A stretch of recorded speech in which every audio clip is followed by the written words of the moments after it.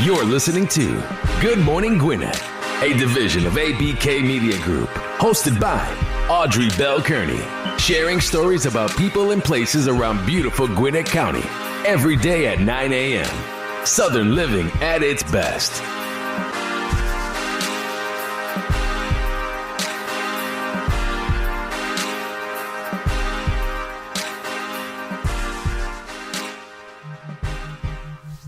Good morning, happy new year. Welcome to another edition of Good Morning Gwinnett.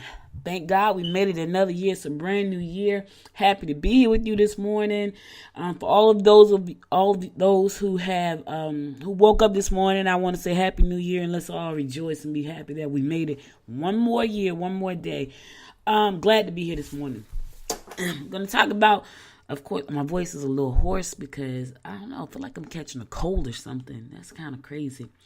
But my voice is a little hoarse, but I'm going to go ahead and get this show on the road. We're going to talk about New Year's resolution this morning. I'm actually in the chat room this morning, so if you got a question or if you want to share your New Year's resolution with me, please, by all means, do so. Be happy to find out what your plans are for the new year. My niece was home for the holidays, and well, you know what? Before I do that, let me do my shout out to the nonprofit. We got a nonprofit I want to shout out to. I try to shout out a nonprofit on most of the shows. Sometimes I forget, but this morning I want to shout out to Victoria's Friends. This organization help women who have been abused, women who are in the sex industry and want to get out, who want to learn a new skill and try something new.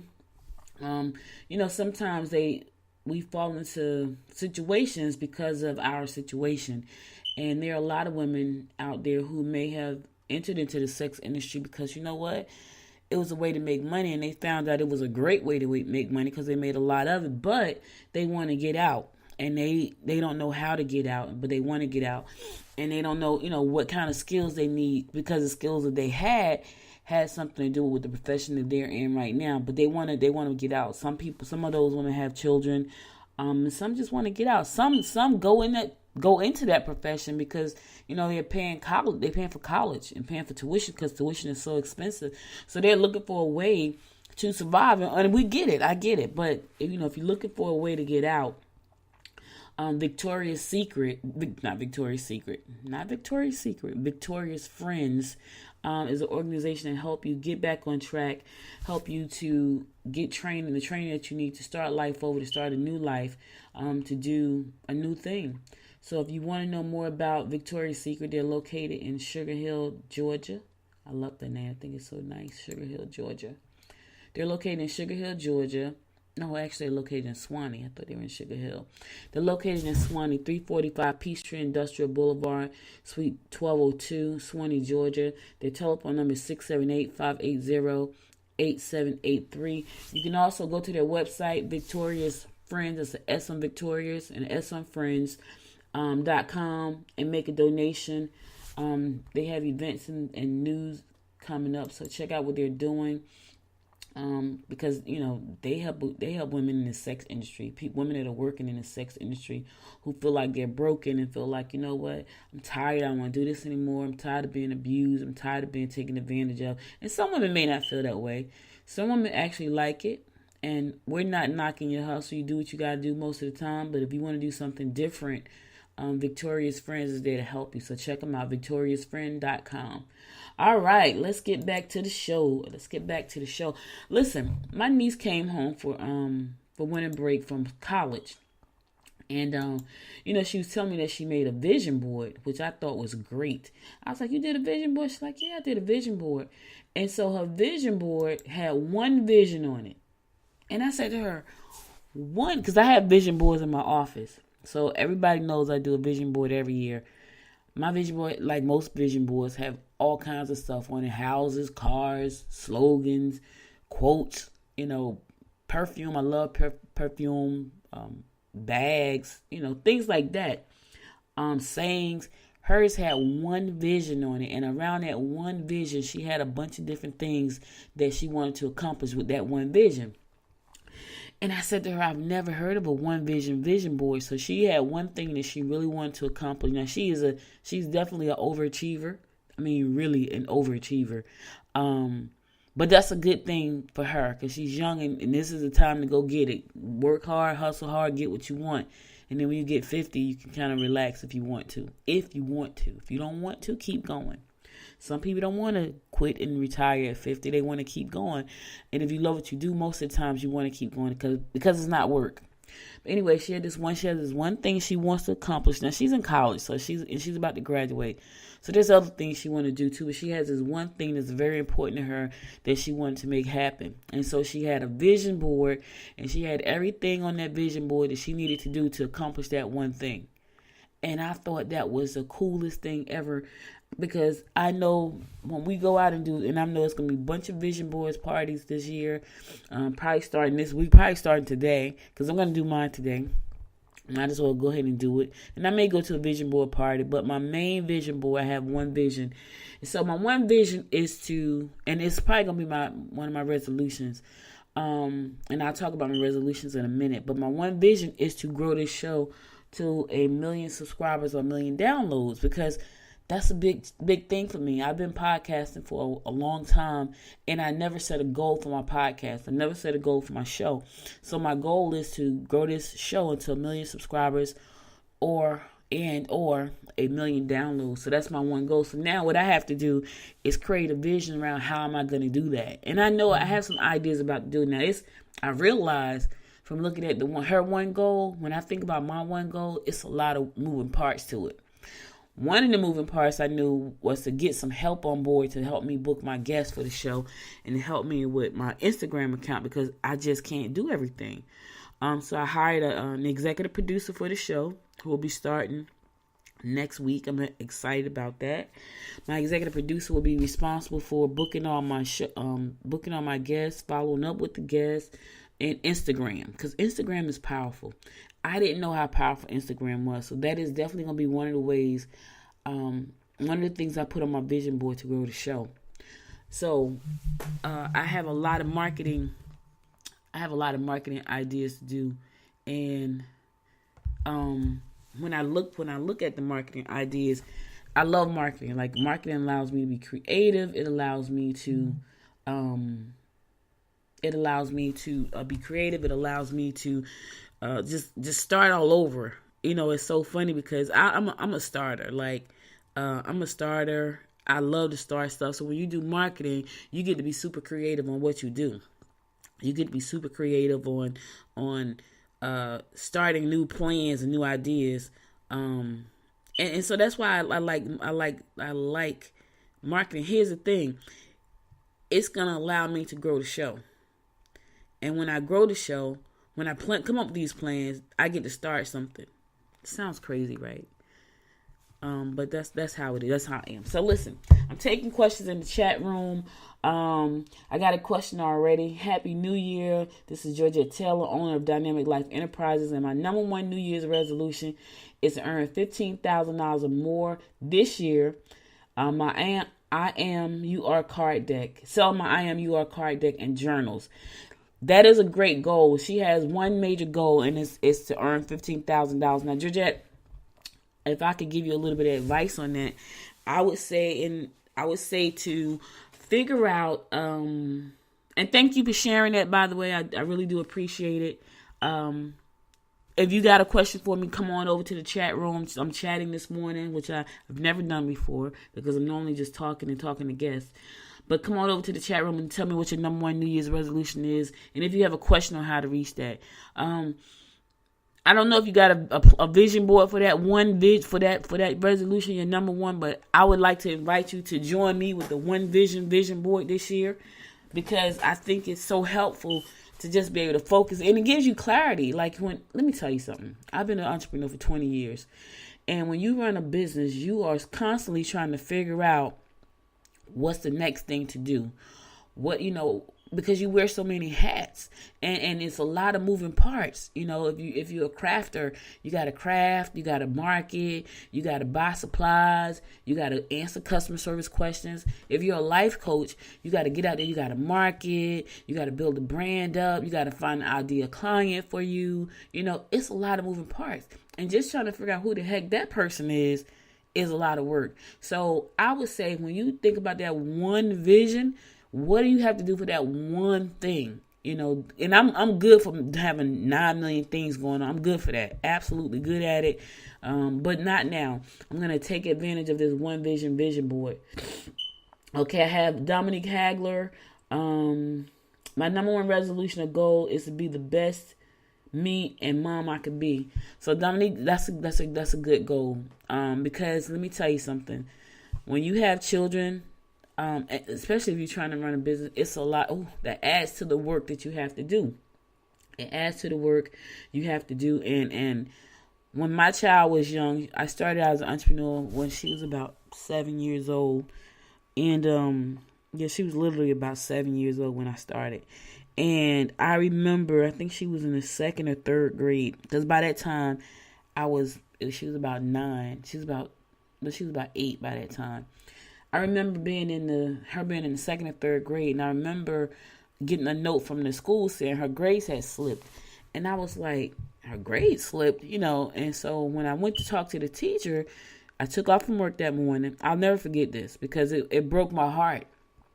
When I went to go talk to the teacher said, yes, her grades are slipping, and we asked her why, and she told me that you work all the time. And I was like, but I gotta work, I gotta take care of my kid, And I was like, yeah, at that time I was working, I think 2 jobs and trying to run the business at the same time. So I was working a lot, but I was a single parent. I had to do what I had to do, but little children don't know that. They don't know that you have to go out there and work and make a life for them. And I had to do what I had to do. And so, but I felt awful. I felt like the worst parent in the world. And I'm going to tell you, I carried that feeling for a very long time, even after I made the adjustments. And so when I left work that morning, when I left the school that morning, I went back to work and I was crying. I called one of my good friends, Rosa Hamilton, and she was like, "What's wrong?" I was like, "I just feel like an awful parent. They told me I'm working all the time and I don't have time." So I'm crying and snotting all over everything like a little girl. And but I had to make some adjustments. So because Dominique wants to be a great parent, what I would say to you is don't beat yourself up so much when you make a mistake. Just make some adjustments. So I made some adjustments. And what I did was, whenever my child was home, I would not work. I would spend time with her, do homework, hang out with her. And when she went to bed, I would start all over again. And I would work until the wee hours in the morning, sometimes 2 or 3 o'clock in the morning. And I would go to sleep, and then I would get up at 7 o'clock. I would take her to school, and I would come back and I would work some more. And I worked till she came home from school, and I would stop. And she went to bed every night about 8 o'clock. And so after she went to bed at 8 o'clock, I started back all over again. I did that for years. But it helped me deal with the fact that I have to make sure that I help her. Now, I still had a little guilt because I still had to do a lot of traveling and stuff like that. And I had to leave her, and I felt bad, but I was trying to make a good life for her. And I hopefully now she's a grown woman, and hopefully she understands why I did the things I had to do and why I was not there. Now, I was there a lot of times. I was there for the school plays. I was there for career day because I was an entrepreneur. So I had that flexibility. But when it came time for me to be home a lot of times, I was gone because I was out networking. I was out traveling and selling books and selling dolls and, just out there. So to have a goal to be a good parent is always a good goal. Especially if you're a first-time parent, you're a little bit overcautious. You want to give the child everything that you didn't have. But most of all, children need to know that you love them, because sometimes that's all they need. Now, if you bring a brat into this world, be prepared to have a little monster that wants everything.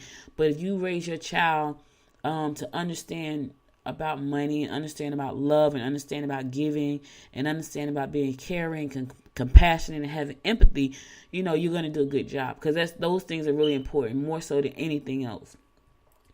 Dominique, you have some more advice here from Georgette. Georgette says, Also, Dominique, learn who you are. Do not stress about not being all the things to everybody. And also just make sure that the time you do spend with your child is good quality time. Amen. You want to spend good quality time. Listen, if you have a question for me, just go on over to either goodmorninggwinnett.com, or if you got a resolution, go to goodmorninggwinnett.com or go to Spreaker.com. Spreaker, that's Spreaker.com. And join us in the chat room because we're over here chatting about New Year's resolution. Excuse me. If you are in business, I would say pick the number one thing you want to achieve in your business this year and make that your number one vision and goal for this year. If you want to grow your business, then what are your steps and plans to do that? And it's a lot of information out on the internet. When I tell you it's a lot of information out on the internet about that, it's a lot of information. Go out there, look at who's doing what you're doing, see the things that they're doing, and kind of pick out the things that you need to do to grow your business. Because when I think about this podcast, there are a lot of podcasters out there. Well, not a whole lot, but there are at least 25 that's making a real dent in the podcast industry. And so my thing is I need to follow what they're doing because they already have a plan in place that you can follow. And a lot of those guys talk about what they're doing and how they got to that point and how they build a successful podcast and turn it into a major empire, literally. Because some of them are making millions of dollars from their podcast. And so I know for me, the one thing that's on my vision, that's going to be on my vision board later on today, is to go to the Podfest. Podfest is going to be in Orlando, Florida in March. And hopefully that's my birthday gift next month. I'm putting it out there to the world. I want to go to Podfest for my birthday. So everybody that's listening, because I know I have family that's listening, my wish for my birthday is to go to Podfest. So if you want to know more about Podfest, just Google Podfest and it will come up. And I want to say that the website is Podfest. It's podfestexpo.com. Podfest expo.com. That's what I want for my birthday. Every year they ask, what are you doing for your birthday? What do you want for your birthday? And I have no idea. I was like, I don't know. I want to go to Podfest. So I'm just throwing it out to the universe and to the family members that's listening. That's what I want to do. But listen, that's one of the things I want to do. This is Franklin. Franklin says he has a hot dog cart and he wants to start his hot dog cart business this year. Franklin, congratulations on jumping into the entrepreneur world. I know that there is a lot of space in the food industry to make a lot of money. It's a lot of hard work, I know. And I think that once you really make the goal to do that, you can actually do it. But you have to figure out, your plan for how you're going to do that. It's a lot. When it comes to the food industry, and I did some research on this, when it comes to the food industry, there's a lot of little moving parts that you have to do before you actually launch the business. Like you have to get certified from SafeServe. SafeServe is an organization that clears you to handle food. If you are going to manage a restaurant, that's a whole training program you have to go through for about a week on how to manage people, manage a restaurant, and food handling safeties that you need to know about. So you want to make sure that you go through that. Also, there are different kind of licenses, like for us to start a business, because I'm in media. Somebody may be a life coach, somebody may be a designer. You just go and you get a license from your county. Or if you're gonna do an LLC, you go to your state office, your business for your business, and purchase the LLC for $100 or $125 or whatever it is in your state. You go and you do that. With food handling, you have to have these other different licenses and permits because you're gonna be outside handling food to strangers. You got to have different kind of insurances and things like that. So there's just a lot that you can do.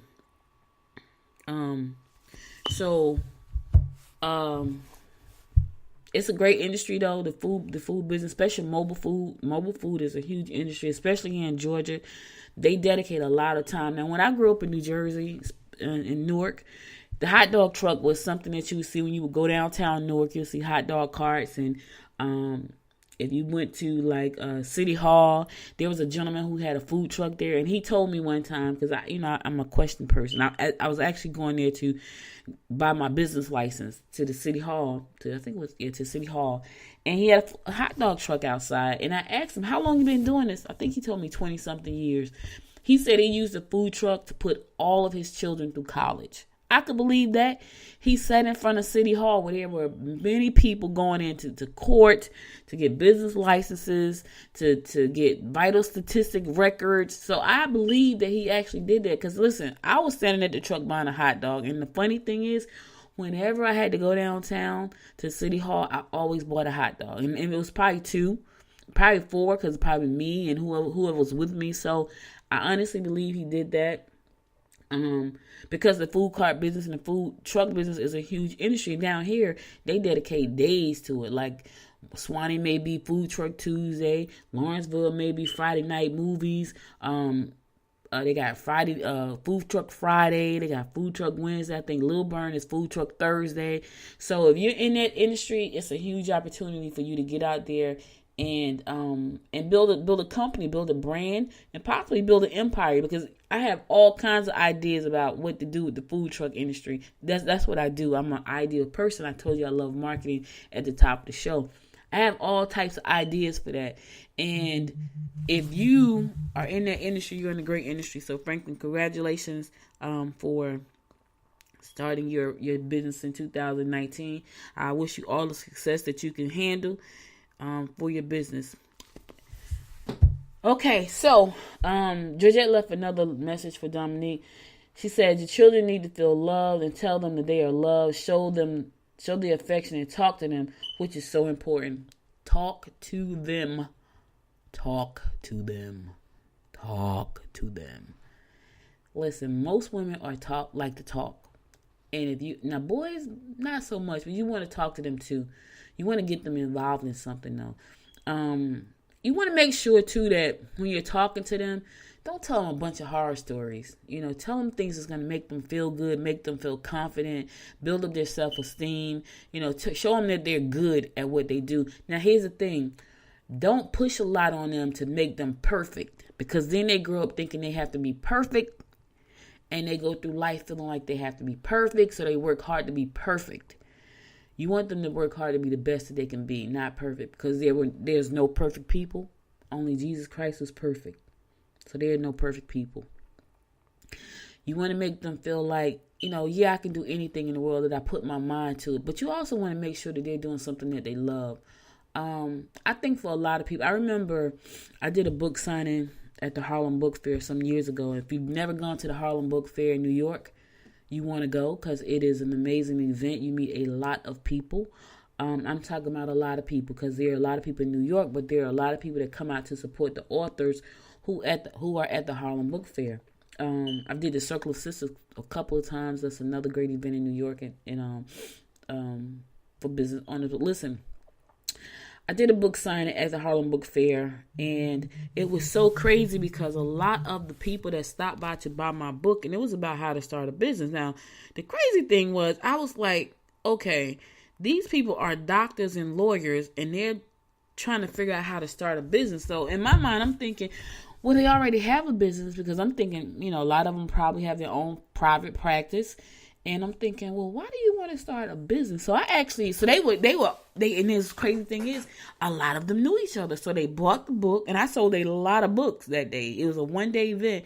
I was ecstatic about selling the books, but I was also intrigued about, why did these paraprofessionals that were making at least $100,000 a year want to start a business outside of their profession? And so I watched them gather around in a little huddle by my table after they bought their book, and they talked about the book. They talked to each other, and I heard them say stuff like, man, I hate my job. I hate being a lawyer. I hate being a doctor. And my mouth was on the ground. I'm like, what? Like, you spent all the money and time to become a doctor and a lawyer, and you hate it? Well, I asked one person, why did you do it? And she said to me, because my mother and father wanted me to, and I think her dad was an attorney. She was an attorney. I think her dad was an attorney. And she said, my mother and father wanted me to, and my dad is an attorney. And I was like, oh, wow. But there were a lot of people like that. There are a lot of people who did it because someone told them that's what they should do. It's a great career, and it is. I'm not saying it's not, because I know some successful attorneys. I had to deal with some when I bought my house, who actually love what they do. These women and men didn't love what they do. But they did it anyway, because now they were kind of caught in that I'm making good money. I'm living in New York. It's expensive to live in New York. I'm making good money, but I don't want to do this. So my little book, I think my book was 125 pages at the time. And I think the title of that book was how to make how to become a six-figure sister or something like that. Because I wrote a book like that and I changed the title a couple of times to fit the times. But they bought the book. And I remember going to work and working with people who just did not want to go to work. That was me at that job. I remember going into Prudential and just being straight sick walking in the job. And don't get me wrong, there were people at Prudential who loved their job. It was this one girl, her name was Barbara. I'm never going to forget her. And she was the sweetest person at that place. And I said to her, oh my God, she's nice to everybody. She's nice to all her clients. She was just nice. And she said to me, I said, how long you been doing this job? She said, 16 years. I'm never going to forget her. She said, 16 years. I said, really? I had been there probably a year and a half at that time. That was one of my 2 jobs that I had when I was working with my daughter. And I said, how have you managed to be here for 16 years? She said, because I love my job. And I was like, wow. Ooh, when I tell you I hated going in there, I hate it. But she loved the job. Okay, we have another person just joining us from Newark, New Jersey. Hey, good morning. Good morning, Angela Edwards. Thank you so much for joining us. She says, good morning. I have an in-home novelty business and edible business for years, and I want this year to blow it up. I just feel like I'm not doing something right. Okay, so I don't know a lot about your business, but what I can tell you is if you have a novelty business and an edible business, people are going to be confused about what that means. So you want to make sure that you are putting out a clear picture about what the business is. Because I understand when you say edible, I think of like edible arrangements. I think about edible arrangements. So when you say edible, what do you mean by that? And when you say novelty, what do you mean by that? You want to make sure that you have that very clear. And I would also suggest picking one thing. This has been a downfall for me for a long time, choosing one thing. That's why my one thing vision board is going to be just to grow this show. So when people go to my website, they may see other things there, but it starts out with Good Morning Gwinnett. It doesn't start out with all the other things that I do or can do. So I would say pick one thing. And I know it's scary because we start making money and we don't want to turn down any money. So we have a lot of different things going on. And I've learned the very hard way that if I just pick one thing and focus on that for a while, I can grow it. And I'm telling you, I still struggle with that because like I said, I'm an idea person and I like to start things. I like to start stuff because it makes me excited. So when I was laying in the bed the other day, and I had an idea for a new apparel company. And Lord knows I wanted to get up off the bed and start it. But that was the wrong thing to do, so I refrained from doing that. So what I would say to you is pick one thing about your business, just one. I know you may do a couple things in the business, but pick that one thing and look at other companies, Angela, who are doing what you're doing. So let's say your edibles. I don't know what type of edibles they are, but let's say it's cupcakes, right? There are so many successful cupcake companies out there right now. If you just go and Google successful cupcake companies, you'll see these stories because people want to know, how the heck did you turn cupcakes into a successful business?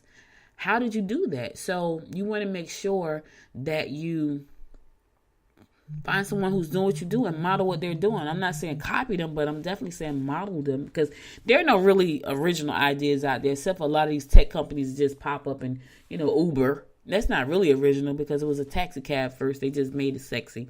Okay, so Angela said her company is adult novelties, adult toys. Okay, Angela. So you have an adult toy company. The one thing I would say do for that. Now, I'm always big on collaborations. I would say find a manufacturer, because this is going to bring your price point down. Find a manufacturer where you can buy your toys wholesale. And you may want to go to Alibaba or AliExpress and see do they have adult novelty toys, so you can buy them wholesale and get them at a really, really deep discount. That way you can have your markup to be at least three times that. The other thing I would say do is to make sure you have a website. Now, here's what scares me about that business. You have to carry a lot of inventory. Or you can niche it down to certain products. If you niche it down to certain products, then you know that you only carry those products. When you start selling too much stuff to people, then they have too many choices, and then they don't make any. Trust me when I tell you that when you give people a lot of choices, 9 times out of 10 they're confused and they won't buy anything. So don't have a whole lot of stuff available for them. Just have a few things that they could use. Now, here's the other thing too. You want to think about how you can turn that into a monthly income, because once I know a little bit about the novelty, the adult toy industry, because my husband did it a long time ago. He had a company called Pleasure in a Box, and he did that business. But one of the things about that business, it's a one-time purchase kind of thing. So you get one customer, you're going to sell them one toy, and it may take them, if you sell them a lotion or something, they may come back 4 or 5 months later. So you want to figure out how to get that customer and keep that customer coming back month after month.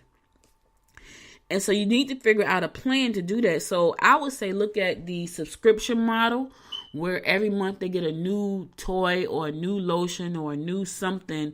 So now you got them on a subscription plan, but you want to make sure that your price point for your product is low enough so you can put it in a subscription box. So to give you a prime example, let's say Birchbox, for instance, or Ipsy. Both of those are subscription box services. And what they do is, they've partnered with manufacturers who's trying to get their products in front of all of these people, all of this big audience that these people have built. So you want to figure out what your model is. Are you just selling and you doing home parties? That could be a lot of work and it could be draining. And so, and it's like you constantly, not that you don't have to constantly grind and grow your business, but you got to think of a smarter way to do that. If you like doing home parties and that's your thing, then go out and do as many home parties that you can, if that's your model. If home parties is not your thing, I would suggest checking out a subscription box service. And because you are brand new coming out the door, you just have to come up with 12 products to go in that box. So you're talking about January, February, March, April, May, June, right through December. That's only 12 products. But that's for the first year. Then you have to think about what your second year looks like, and you have to get the inventory for your second year. But the thing about that is you don't know how many customers you're going to get. So the first thing you want to do is figure out what the model is. The second thing you want to do is figure out what your products are going to be. Because even if you do home shows, you still don't want to give them a whole lot of products. You want to give them your best-selling products. And the way to figure out what that is find out, go on the internet, Google what products are selling, what's a hot product in the novelty toy industry. Adult toys. And somebody to say, oh my God, because I remember a long time ago they had this little rubber glove thing with the hand on it, right? And that was a low ticket item, but it was a hot seller because people liked the way it felt. Like it was good for massaging and things like that. So I don't even know if the company that was selling that sells that anymore. But I went to a home party and it was there and I thought it was great. I bought some kind of little ball one time. I forgot what it was. It was like I like bath stuff, so I would buy like the bath things, like it was some kind of little bath ball that I bought. And so you got to find out what's selling in the industry. Find out what's selling in the industry, and also pick those products and put them in your inventory. But you got to be able to do inventory control really well, because if you don't want to put up a website or a Shopify store, and I don't even know if you can do a Shopify store. That's another thing too. Like you're probably going to have your own private website, because I don't think like Shopify, Etsy, and those guys allow you to do adult novelty toys on there. So you got to find a site, a company that will allow you to be able to go on and sell the toys. Now here's the other thing too. I like network marketing companies. A lot of people don't like them. I like it for a couple different reasons, especially in this industry. One, You're going to get a leader who knows how to grow this business when you join a network marketing company. I don't even know what the companies are anymore in this industry. But when I think about network marketing, yeah, you got to go out there and you don't make a lot of money up front. You may make 25% commission, but you get a team. You're not by yourself. You're going to get a leader, because if you're on someone's team and there's a leader on that team that's doing really well in this business, they can coach you along.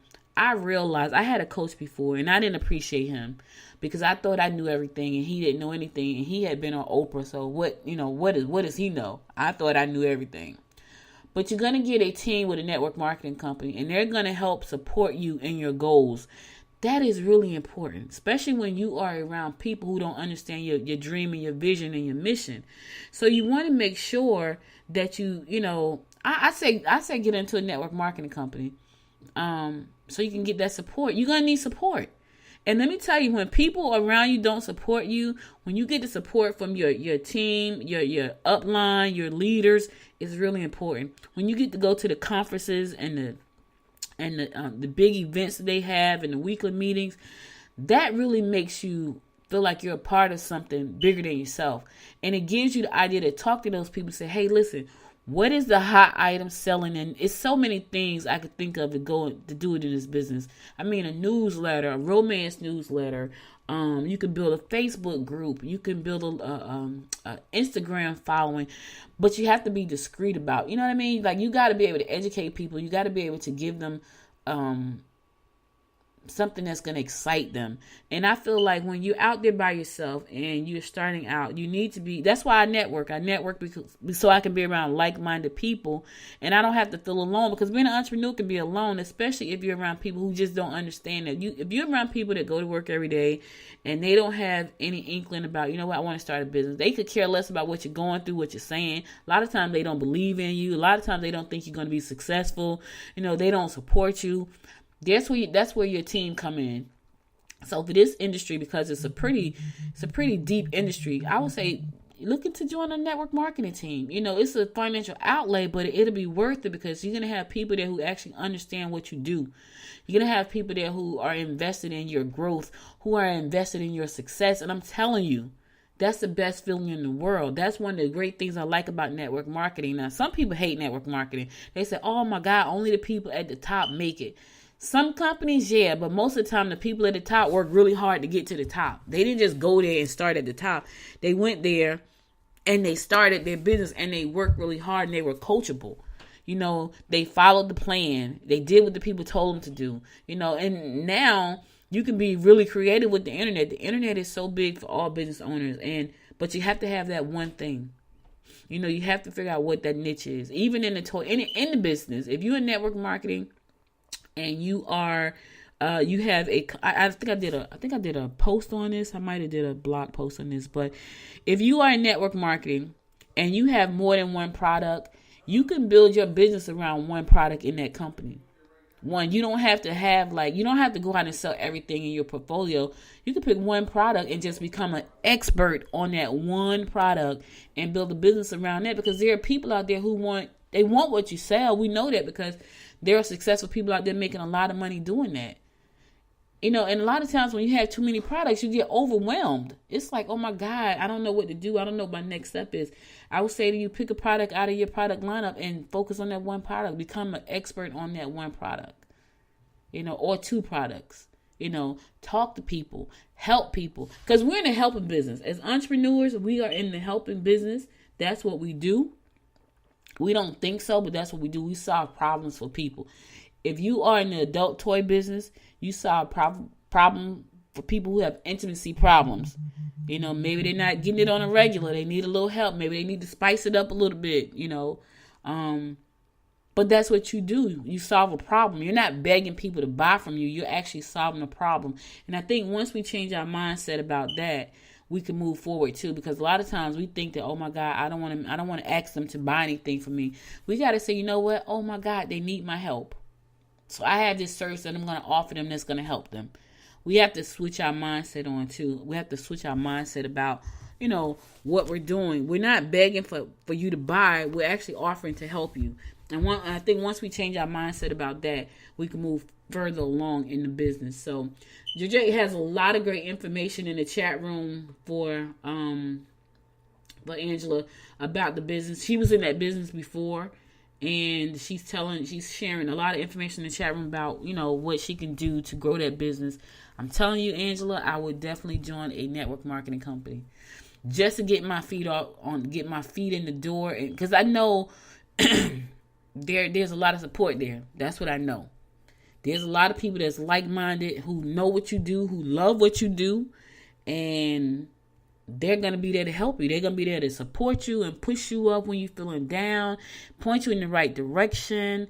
Pure Romance is a company. They have a lot of great products, and they're going to push you. I know, because I know people that's in the industry, people that have been in the industry for a long time, and I just think it's a great way to get started. Now, here's the thing. If at any time that you're under the network marketing company, you say, you know what, I don't want to be under this company anymore, there's no rules to say, there's nothing to say, oh, you know what, I can't go out on my own. Because then you can go out on your own. But here's the thing, you'll go out with a lot of knowledge about business. Not just the product, about business, because they're going to help you grow the business. They're going to show you how to recruit customers and what to say to the customers and how to overcome objections when people have an objection to what you're saying. I don't want to buy that. I don't buy that type of stuff. I think it's perverted. How do you deal with those objections? They're going to show you how to do that. That way you ain't got to spend time sitting there trying to explain why what you do can help them. Because I know I've been to parties where people invite people out because they're trying to fill up the room, and you get this one person in the room that has all this negativity towards what you do. I don't like network marketing companies. They just take people money. You know what I'm saying? That could kill the vibe for the whole room, and now you don't make a sale. So you need to be able to come back. Now, I can tell you, when people would say crazy stuff like that to me, I was very flippant at the mouth. What came out wasn't very smart. It was like attitude. They gave me attitude. I gave them attitude back. Not a great way to be as an entrepreneur. I had to learn that. So when they gave me some objections, I was telling them, well, maybe it's not for you. This product just may not be for you. And that would shut them down, but it was attitude. It wasn't great, because it wasn't great because I didn't have the proper training to deal with people. I remember being in an investor meeting. Now listen to what I just said. I remember being in an investor meeting, pitching to a room of investors. And I remember a gentleman there listening to me, and he asked me a question, but it was the way he said it. He said to me, how would I find my target audience for this? But it was the way he said it. It was like very condescending. And I said to him, well, maybe this product is not for you. Maybe this service is not for you. It was, and I could see the air just go out of some of the people. So when I sat down, one of the girls said, oh my God, you just ripped his head off. I said more than that, but that was not good. I was in a room full of investors. So people might have took that as being arrogant, and, my ego had a problem, and I probably didn't get an investment for that reason. So you want to be educated about your products. You want to be educated about your business. You want to talk to people who are doing the thing that you're doing. You want to surround yourself with like-minded people. You want to be in people that are positive. You want to be around people that are positive, people that have big plans like you, people that can tell you how to overcome fear, people that can tell you how to overcome boredness, people that can tell you how to overcome, issues when you're not making the money that you think you should make. You want to get around those people. You have to get around people that are doing things so you can do stuff and be motivated and inspired. If you got big aspirations, you want to be around people that are going places. And let me tell you, that's huge. Especially if you're a lone ranger in this business called entrepreneurship.